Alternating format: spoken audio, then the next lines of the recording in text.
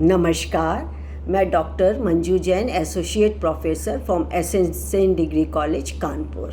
मैं रिटायर्ड हो चुकी हूँ। उसके बाद मैं कुछ वीडियोस अपने शेयर करती हूँ, जिसमें कि शीर्षक है जिसका मैं और आप। इस शीर्षक के दौरान मैं टेंशन, विशेषकर यूथ टेंशन, जो युवाओं में आजकल तनाव हो जाता है, स्ट्रेस ज़्यादा हो जाता है, बहुत ज़्यादा फ्रस्ट्रेटेड हो जाते हैं, गुस्सा करते हैं, चिड़चिड़े हो जाते हैं, क्यों हो जाते हैं, इसके बारे में बताती हूँ। और साथ ही उसकी रेमेडी, यानी कि कारण से ज़्यादा उसकी रेमेडी क्या होनी चाहिए या क्या कर सकते हैं उसको दूर करने के लिए, इसके बारे में मैं शेयर करती हूँ, आप तक बातें पहुँचाती हूँ। तो तमाम मैंने वीडियोज़ में आपको ये बताया है कि सबसे पहली बात कि आप अपने विचारों को, और ख़ासकर अच्छे विचारों को सोचें और दूसरों तक लाएं। अच्छी बातें करें, अच्छा सोचें, अच्छा खाएं, ये सबसे पहले आपको करना ज़रूरी है। और मैंने तमाम आपको बातें बताई कि आप एक कोई शौक़ पा लीजिए, बागवानी करिए, घूमिए फिरिए, टहलिए, मेडिटेशन करिए, व्यायाम करिए, योगा करिए। घर में ही बच्चों को ट्यूशन की तरीके से आप, मतलब घर में ट्यूशन तो नहीं लेंगे ऑब्वियसली, बच्चों आपके भाई बहन छोटे हैं या अन्य हैं तो आप उसको पढ़ाइए, आपकी नॉलेज बढ़ेगी और साथ ही बच्चों को भी हेल्प लग जाएगी, आपका समय गुजरेगा। और साथ ही आप ऑब्वियसली आप कोई भी बुरे विचार आपको छू भी नहीं सकेगी। तो तमाम का रेमेडीज़ में मैंने आपको बताया। तो आज मैं बताती हूँ कि यदि तनाव करना है तो आप दूसरों की हेल्प करें, हेल्पिंग अदर्स। तो मदद एक ऐसी चीज़ है जो कि हमको सेटिस्फाइड तो करती ही है, और आप को ध्यान भी होगा या आप सोचते भी होंगे कि बचपन से हम लोग को सिखाया जाता है कि एक तो चींटी को भी मत मारो, दूसरों पे दया करो, जीवों पर दया करो और दूसरों की मदद करना सीखो, करो मदद। तो हो सकता है कि बड़े होते होते ये विचार थोड़े धूमिल हो जाते हों या भूल जाते हों, लेकिन फिर भी यदि कहीं कोने में है ये वाली बात और लोगों ने करके देखा होगा मदद, और उससे जो अनुभूति होती होगी वही हमको सिखाया जाता है बचपन से। तो बट नेचुरल की अच्छी अनुभूति होती होगी, अच्छे विचार आते होंगे, गुड फील होता होगा, तभी हमको बचपन से सिखाया जाता है। अब मदद करने का ये मतलब नहीं है कि आप सारे काम धाम छोड़ करके और अपना प्रोफेशन जो है वो छोड़ करके मदद में निकले हुए हैं, ऐसा नहीं है। तो मदद तो आप कभी भी पैसे से, उपहार से, सूखा राशन दे करके, रुपए दे करके, किसी भी तरीके से आप कर सकते हैं मदद। लेकिन किसकी करें? जिसको ज़रूरत हो, नीडी पर्सन्स या डिज़र्विंग पर्सन को करें तो ये बेहतर है। ये भी कहा जाता है कि सुपात्र को खोज करके ही दान देना चाहिए, पर उतना संभव नहीं हो पाता हमारे लिए कि हम एक को देखें, एक पात्र ये अच्छा इसको दें। हो सकता है वो घर जा कर के कुछ और कर ले उस धन का या उस अनाज का, तो इसके बारे में 100% तो हम नहीं श्योर हो सकते हैं, लेकिन फिर भी हमारी कोशिश होती है कि हम करें। तो आज मैं आपको फ़ायदे बताऊंगी कि दूसरों की मदद करने से कितना संतुष्टि होती है, स्ट्रेस हमारा गायब हो जाता है, और हम ये तक कहा गया है कि हमारी लाइफ ज़्यादा लंबी हो जाती है, अच्छी लाइफ हो जाती है। हम अपनी आत्मा के, अपने सोल के बहुत करीब महसूस अपने को करते हैं, अब हमारा बिहेवियर बड़ा अच्छा हो जाता है, दूसरे लोग इससे इंस्पायर होते हैं। ये सब बातें हमारे मदद करने से हमको मिलती हैं। तो चलिए मैं एक एक करके आपको बताती हूँ। कुछ नोट्स मैंने बनाए हुए हैं, उसको मैं आप तक पहुँचाती हूँ, आपसे शेयर करती हूँ। तो क्या है, दूसरों की मदद करने के लिए, दूसरों के लिए अच्छा उदाहरण बनते हैं, मतलब दूसरे हमको देख करके इंस्पायर होते हैं। जब आप दूसरों की मदद करना शुरू करते हैं तो इससे लोग प्रेरित होते हैं, जो मैं अभी आपको बता रही थी। और दूसरों की मदद करने के साथ आप लोगों के लिए एक प्रेरणा बन जाते, एक रोल मॉडल भी बन जाते। तो इससे अच्छी क्या बात है। हमारा देखिए दिमाग कहीं इधर उधर विचारों में नहीं भटका, हम अच्छे विचारों के नज़दीक आए। और क्या बुरा है कि हम दूसरे की मदद कर रहे हैं और दूसरा उस जो मदद है मिल रही है उससे वो लाभ प्राप्त कर रहा है और हमको खुशी और संतुष्टि मिल रही, तो इसमें बुरा हर्ज क्या है? इसमें क्या बुराई है? कोई बुराई नहीं है, कोई हर्ज नहीं है।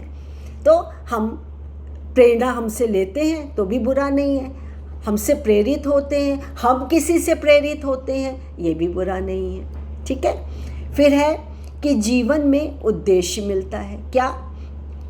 जब आप बहुत अच्छा महसूस नहीं करते तो आपको लगता है कि अपने जीवन में कुछ अच्छा काम नहीं किया है, सारा जीवन ऐसे ही व्यतीत कर दिया इधर उधर के कामों में, इधर उधर के विचारों में, मतलब कि आप अंदर से गुड फील नहीं कर रहे। तो क्या है, मैंने बनाया कि इस समय आपका उद्देश्य क्या होता है कि आप दूसरों के लिए कुछ करें।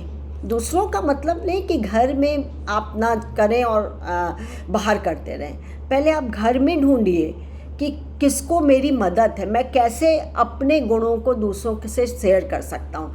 यानी कि क्या मैं छोटे भाई बहन को पढ़ा सकता हूँ, उसकी मदद मिल सकती है, उसको पढ़ाई में मिल सकती है, आप करिए। उसको आप अच्छी अच्छी कहानियाँ सुनाइए, अच्छे अच्छे विचार दीजिए, अच्छी बातें करिए, महापुरुषों के उदाहरण दीजिए। तो आपका समय के साथ साथ आप अपने गुण को उसको ट्रांसमिट कर रहे हैं, अच्छे गुणों को उसको दे रहे हैं।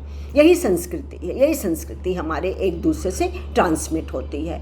तो उद्देश्य ढूंढते हैं और इस दौरान आप क्या है कि मदद करके अपना जो एक लक्ष्य है या उद्देश्य आपने बनाया है वो पूरा हो जाता है। इसमें कोई बुराई नहीं है कि आपका जो उद्देश्य है उसको पूरा किया जाए। फिर है कि आप कुछ नया सीखते हैं, यू लर्न समथिंग न्यू। क्या?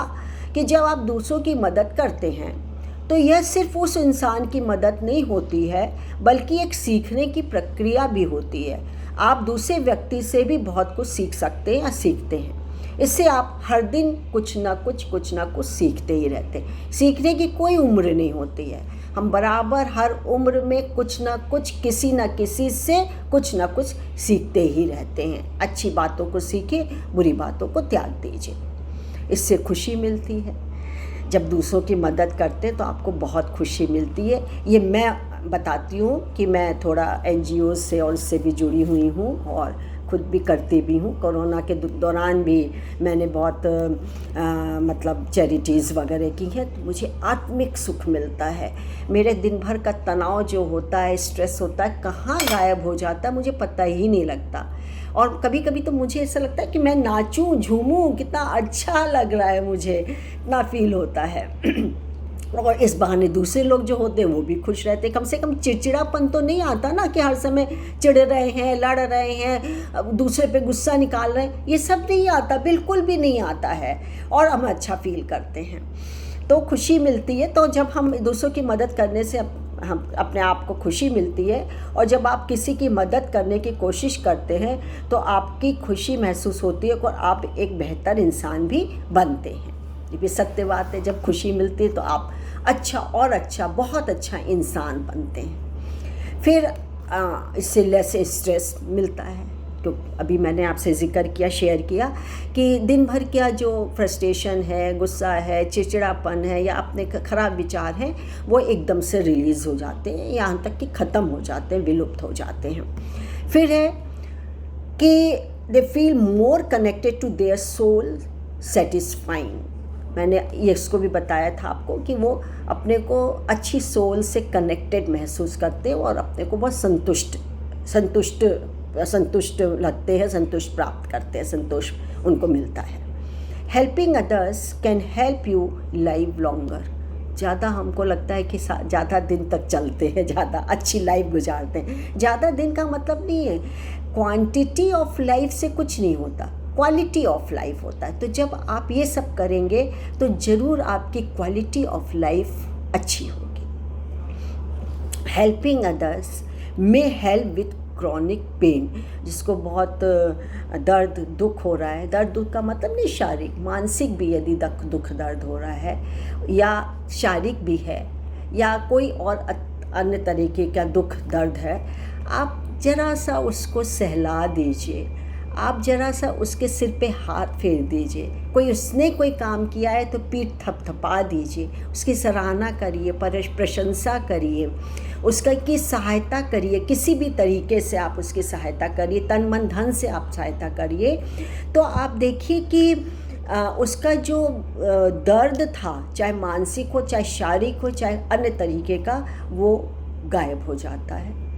कम होते होते वो विलुप्त हो जाता है, गायब हो जाता है। और ये सत्य बात है। आप करके आजमा के देखिए, फिर आप मुझसे अपने विचार को शेयर करिएगा। Helping others makes us happy. हमको खुशी मिलती है, इसलिए हम खुश रहते हैं। हमको खुश बनाता है कि हमने आज गरीबों को खाना खिलाया। मैंने आज अपनी बर्थडे में अनाथालय जा कर के बच्चों के साथ मनाया। मैं दिवाली पर अनाथालय में बच्चों के साथ पटाखे और दिए जलाती हूँ, मुझे बड़ा आत्मिक सुख मिलता है। मैं दिवाली पे या होली पे किसी भी गरीब को मैं इतना अनाज दान दे देती हूँ। बड़ा आंतरिक सुख मिलता है, आत्मिक सुख की प्राप्ति होती है, सेटिस्फैक्शन मिलता है। तो मैं खुश रहती हूँ, या जो भी दान कर रहा है या मदद दूसरे की कर रहा है तो वो खुशी उसको मिलती है। ये भी स्टडी कहती है कि helping others lower blood pressure, आपके ब्लड प्रेशर को ख़त्म कर देती है, कम कर देती है, बैलेंस्ड कर देती है। कम का मतलब नहीं कि ज़रूरत से ज़्यादा कम हो गया तो फिर तो हम बीमार हो गए, नहीं। इसका मतलब है कि बैलेंस्ड में रहता है। यदि आपका ज़्यादा है या बहुत कम है तो आपको वो बैलेंस्ड में ला करके आपको स्वस्थ बना देता है। आपके प्रॉपर हेल्दी माइंड होगा तो आपका शरीर भी हेल्दी हो जाएगा। Helping others promotes positive behaviours in teens. ये पॉजिटिविटी लाता है आप में, और जहाँ पॉजिटिव विचार होंगे तो हमें सुख ही सुख मिलेगा, हमें आत्मिक संतोष मिलेगा, हम अच्छे बनेंगे, हम दूसरों के लिए अच्छे रोल मॉडल्स बनेंगे, लोग हमसे प्रेरणा लेंगे, लोग हमसे प्रेरित होंगे। तो इसमें कोई भी बुराई की बात नहीं है। तो ये जो कि है हमको पॉजिटिव हमारे बिहेवियर को इंक्रीज़ करता है। Helping gives us a sense of purpose and satisfaction. कई बार जिक्र हो चुका है, बताना मतलब बेकार ही होगा, क्योंकि मैं कई बार इसको बता चुकी हूँ कि हमको बहुत ज़्यादा संतुष्टि मिलती है। फिर क्या है, अल्ट्रुइज्म इज़ कॉन्टेजियस। यस, परोपकारिता जो कि फैलती है। एक ये ना छूत की बीमारी की तरीके से होती है परोपकारिता। हमने किसी से सीखा होगा, तो मैं बता दूं, मैंने अपनी बड़ी सिस्टर से, ब्रदर से और माँ बाप से, मेरी मदर बहुत ज़्यादा हेल्पिंग एटीट्यूड की थी। उनको बस चले तो वो अपना भी गस्सा दूसरों को दे दें। हर तरीके की हेल्प, चाहे वो कपड़ों से हो, चाहे अनाज से हो, चाहे पैसे से हो, जिस तरीके से भी है, वो महीने में कम से कम 25 दिन दान पुण्य और ये करती थी। 5 दिन उनके पता नहीं क्यों छूटते थे, मुझे नहीं मालूम, लेकिन शायद वो, मैं बड़ी होने पर मैंने देखा कि शायद वो 5 दिन भी नहीं छूटते थे। वो हर दिन कुछ ना कुछ करती रहती थी। आज ये गणेश चतुर्थी है तो खूब सारी खीर बना ली, खीर दे रही हूँ, जाओ बेटा वहाँ पे बांट आओ, जाओ बच्चे यहाँ पर ये दे आओ, जाओ बेटा ये कराओ। ये सब करके वो चीज़ मैंने इनहेरिट अपने माँ से, पिता से, बड़े भाइयों से ही सीखी है। मेरी बहन भी बड़ी, मैं सबसे छोटी हूँ, तो हो सकता है कि मेरे अंदर भी यही संस्कार आया हो कि मैंने अपने बुजुर्गों से, फैमिली से सीखा है। तो ये छूत की बीमारी कैसे हुई? अब क्या है, मेरी ये दान पुण्यता या मदद की बात मेरे हस्बैंड बहुत ज़्यादा अब करते हैं, लोगों की मदद, सेवा। वो मेडिकल डॉक्टर भी हैं, इसलिए वो वैसे भी करते। तो प्रोफेशन में रह कर के, प्रोफेशन तो उनको करना ही है, मरीज की सेवा तो करना ही है, वो उनका धर्म है, उनका कर्तव्य है। लेकिन उससे अलग हट करके मुफ्त में दवाई दे देना या बिना फीस लिए हुए कोई कार्य कर देना, ये मदद होती। कोई गरीब को देख करके उससे फीस ना लेना, ये मदद होती है। तो आजकल तो खैर बहुत NGOs खुली हुई हैं, संस्थाएं खुली हैं, पशुओं के लिए, व्यक्तियों के लिए, विधवाओं के लिए, अनाथों के लिए अनाथालय खुले हुए हैं, सब है।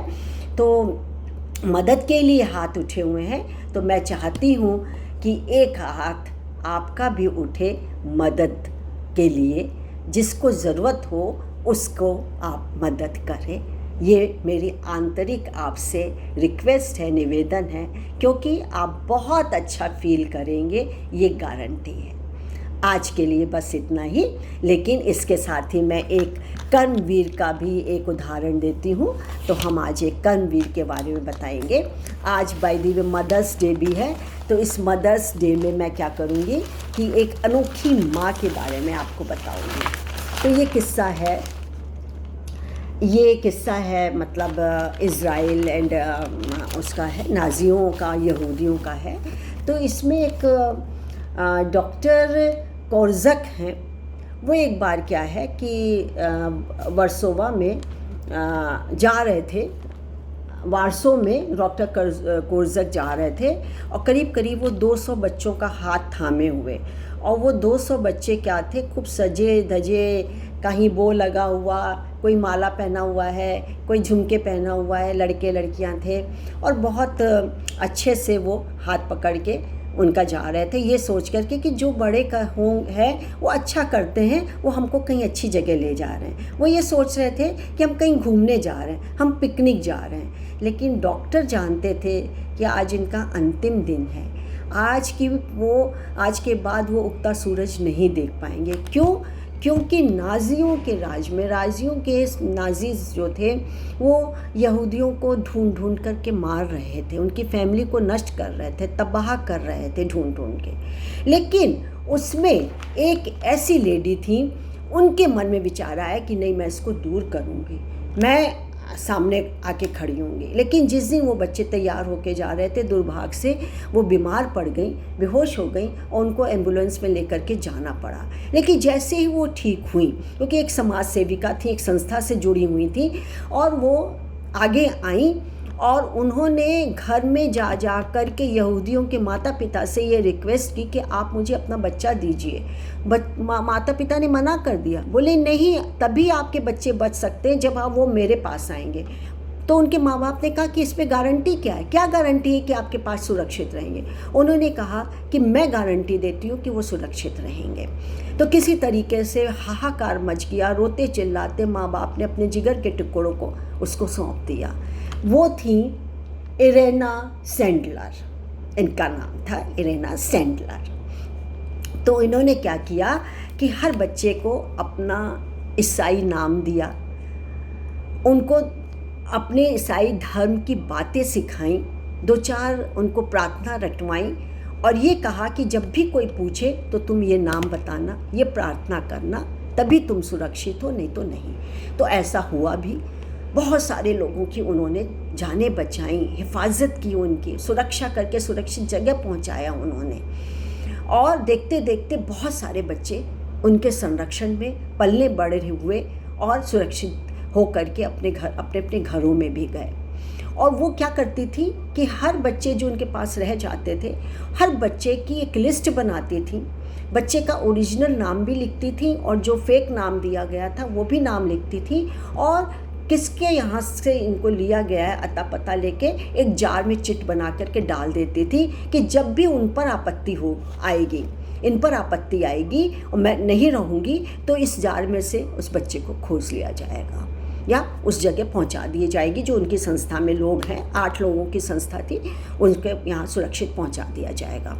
और आगे चल कर क्या हुआ कि इन्होंने बहुत सारे बच्चों की जान बचाई। लेकिन बाय द वे एक दिन नाज़ियों के सरदार को ये बात पता चल गई कि ये फेक हैं, और फिर उन्होंने ढूंढ करके उनको ढूंढा भी, इनको भी बहुत नुकसान पहुंचाया, इनको बहुत थप्पड़ों से मारा था, बहुत गाली गलौज दी थी, बहुत यातनाएं दी इनको पकड़ के, और यहाँ तक कि एक पैर भी इनका तोड़ दिया। लेकिन इन्होंने पीछे मुड़ के नहीं देखा, इन्होंने वहीं की वहीं उनको जो कि शपथ खाई कि मैं अब मुझको कितनी भी यातना दी जा रही है, लेकिन मैं अब पीछे मुड़ करके नहीं देखूंगी।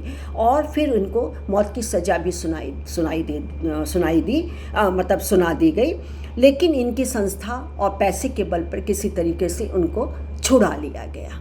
लेकिन छुड़ाते छुड़ाते भी जब इनकी मृत्यु हुई तब उनमें बस एक ही अफसोस था कि बाकी कुछ बच्चों की वो जान नहीं बचा सकी। काश मैं थोड़े दिन और जीती या मुझ में ये सामर्थ्य होती तो मैं ज़रूर इनकी सहायता करती, उसको सुरक्षित करती, उनको संरक्षित करती। और देखते देखते वो एक साधारण नारी से एक सशक्त माँ के रूप में विख्यात हो गई। तो मदर्स डे पे इस माँ का उदाहरण और इससे अच्छा नहीं हो सकता। कैसा लगा? अच्छा लगा। मैं आपके सामने भावुक हो रही हूँ, इसलिए आज के लिए इतना ही। नमस्कार।